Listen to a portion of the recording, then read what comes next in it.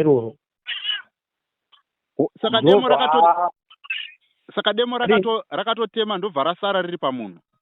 Ehe, vanhu vacho vakakunikana kuribvisa. Muridzi akatemwa ndiye akaodzora demo re achiri kanda pasi. Akahwasa anochimba kuti achaitoriwo chiveve chachakadiki. Chakamubata.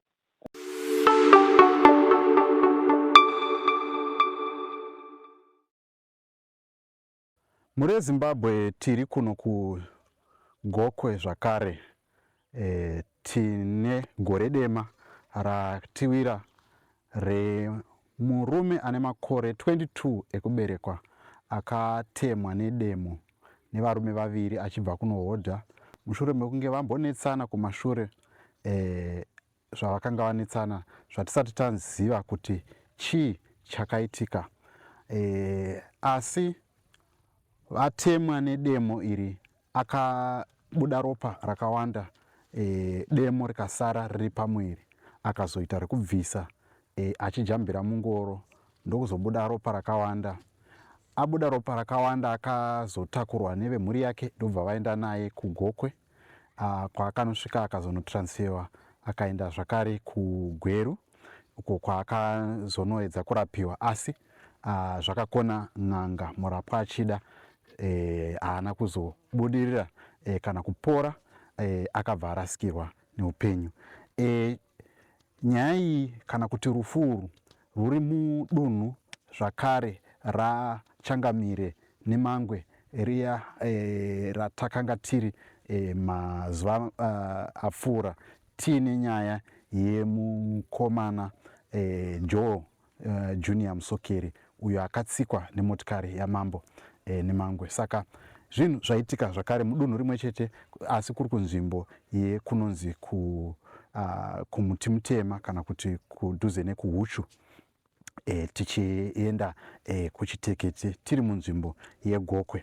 Saka zvinhu zvaitika, hatina kunge takwanisa kusvika, mukomana atoradzikwa, mhuri vanga enda achitaura nayo vazokwanisa kutaura neni parunhare. Tine shishuwiro chekuti tikwanise kuendako kutinozvinzwira pachena kuti zvakafamba sei uyezve nyaya idzi dzofamba sei, nekuti within a space of 3 months paitika nyaya dzevanhu vatatu vaurayiwa nevanhu zviri intentional. Kana taura zvinhu zviri intentional ndezvekuti hapana kuitika chinhu chekuti chazongoitikawo nekuti vanhu vanga vakatsamwa, asi munhu ari kutoenda ane shungu dzekutoti ndoda kupfuudza upenyu hwemunhu. Mucharangarira uya murume aiti munin'ina wangu akabaya sekuru vake, zvoreva kuti akatozviita achitoziva. Avawo vaviri ava vakatema nekubaya nebanga munhu uyu achizogumisira arasikirwa neupenyu. Saka ngatipindei muhurukuro yandaita nababa vemwana vachitsanangurawo kuti zvakafamba sei. Muchatiregerera tachimboita tichimborasana nekuda kwenetwork, asi muchakwanisa kubata chidimbu chandataura navo vachitsanangura kuti zvakafamba sei kuno kuGokwe muri Zimbabwe. Ngatipindei muhurukuro yandaita navo parunhare munzwe kuti zvakafamba sei. Nemushakavu anotori mwana waBlazi. Nematambudziko baba. Chii chaizvo chakanyatsoitika, mungatitsanangurirawo muchidimbu? Ini ndakangosangwa mazuvanzi chaipo chaipo pakatangira nyaya ndepapi, asi ndakangozoitawo manzuranzira kuti vanhu vaitoendawo kuhodha. Saka hamene kuti vaya vakamboita sekuti vaya vakambokunana nevafana vavakazosangana navo ivava vakazovagarira. Zvinezvi ndati munhu anga atori kuma 22 years. Alright. Haanga achiri mwana mudiki ake. Okay. Saka vakagarirwa vari nechepapi apa? Apa vakagarirwa vaya vachangobuda pamuti mutema vatohodha zvinhu zvavo vakutodzoka kumba. Alright. Ndo pavakatotiwo vakukwidza-kwidzawo vakasangana nevakomana vapi. Alright. Vaya ndokutotanga kunekanani navo. So pavakasvika mupana waya pakutemwa mwatindokuzo nebanga. Kutema munhu kutema nedemo nebanga nedemo.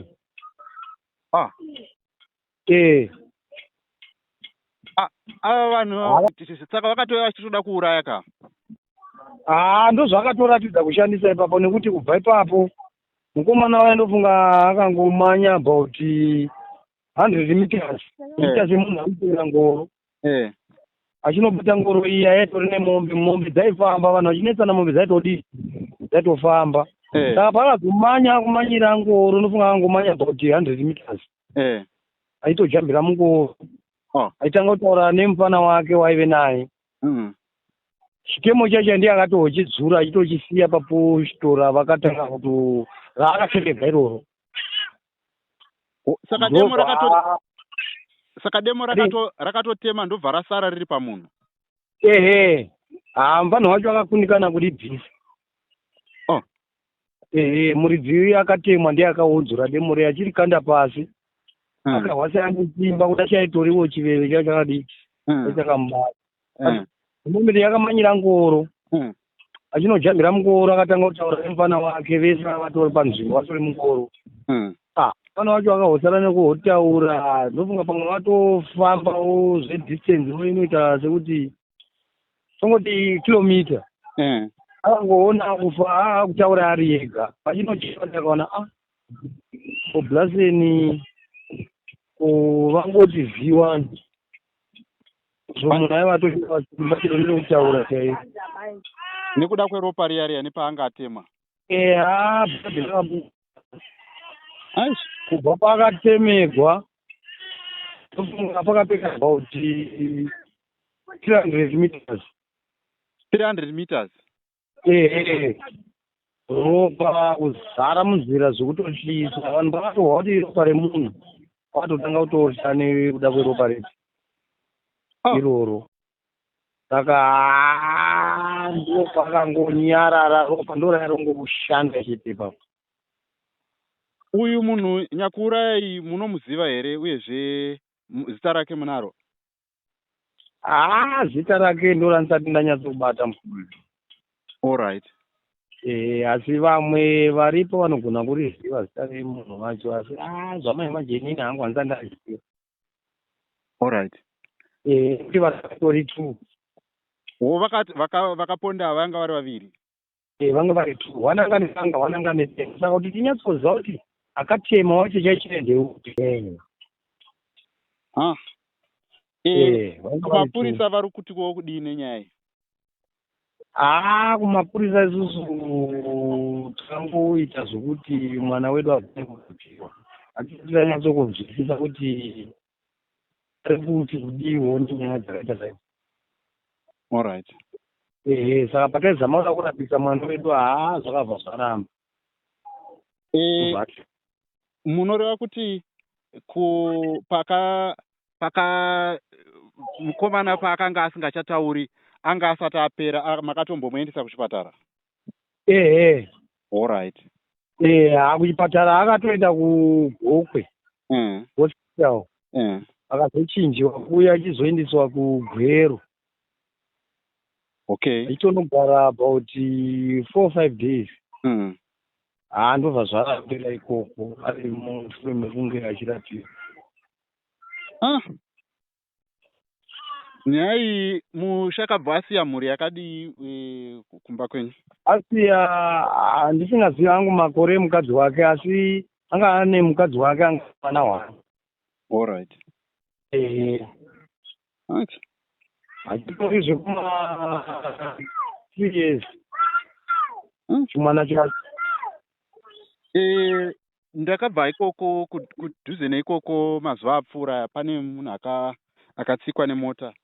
Ndakanzwa zvakare kuti pane umwe akabayiwa nebanga. Nyaya idzi dziri kupa chimiro chakadii kunzvimbo yekwa Mambo Nemangwe? Ndo matiri munzvimbo Mambo Nemangwe imomo. Ndikati kwamuri dziri kupa chimiro chakadii kuvanhu? Madii? Ndikati nyaya dzakadai so dzinopa chimiro chakadii kunzvimbo kana kuti kudunhu? Baba izvo dzirikutishongorodza kuti tinatsoziva chaiwo chaipo, chero ikoko kwamambo tataura navo vanhu vakaita chitiko ichocho.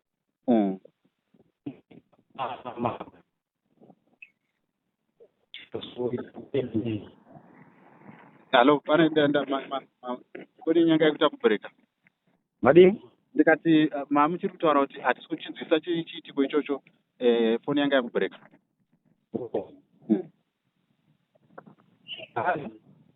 Ndiri kukunzwai, ndakunzwai. Ndakuninzwa. Ndakunzwai, takupfuura henyu mberi. Aenda kwamambo tenhambo. Kuti kutangurira nyaya yedu yechitiko chemukomana webiri. Vakati aiwa nyaya yenyu kuti tigone kufambisa zvakanaka chichaedimeni. Mutaura naye edimeni. Mukataura naye ndoyamuudza chii. Okay. Saka voda kuunganidza une zvishumawo zvavawana. Vekumhuri kwacho? Vekumhuri kwacho kwakaitika izvozvo. Alright. Asi muri kutaura zvenyu, vari kutaura henyu nemi? Madini? Vekumhuri kwacho muri kutaura henyu? Vekumhuri kwacho? Vangoitawo zvokungoisawo magwiti aiwa kana kutombovaona vakungotumira. Alright. Vanoitawo vamwe vekutumira ivo hatiri kutoziva, havasi kutoonekwa. Nyaya iyi dai kuri kwakunzi ndimi muri kuitonga, maiitongawo sei? Zvinotinetsei pakuti baba isusu zvedu sevanhuwo vemunzvimbo andi sechingotiwo tigere. Saka ukaipirawo kuna mambo ukahwa nyaya yenyu ipinzindai kwaiti otongoshandawo nezvipi nezveizvozvo nezviripo. Asi totori vanhu vari kutogwadziwa baba nechitiko chakaitika pamukomana wedu. Alright. Mushakabvu zita rake ainzani? Ainzi Nicholas Chengama. Nicholas Chengama. Ini ndiri kutaurawo nani? Nditawanda Chengama. Alright. Tine urombo baba Chengama nekushayikirwa nemwanakomana wenyu. Tinoziva kuti rufu hachisi chinhu chinojairika. Chokwadi. Aiwa, ndotenda tenzi wangu. Alright, tinotenda. Aita basa. Tichauya ikoko mangwana. Alright. Kuzobata maoko. Aiwa, zvakanaka baba. Alright, masvita. Uwa.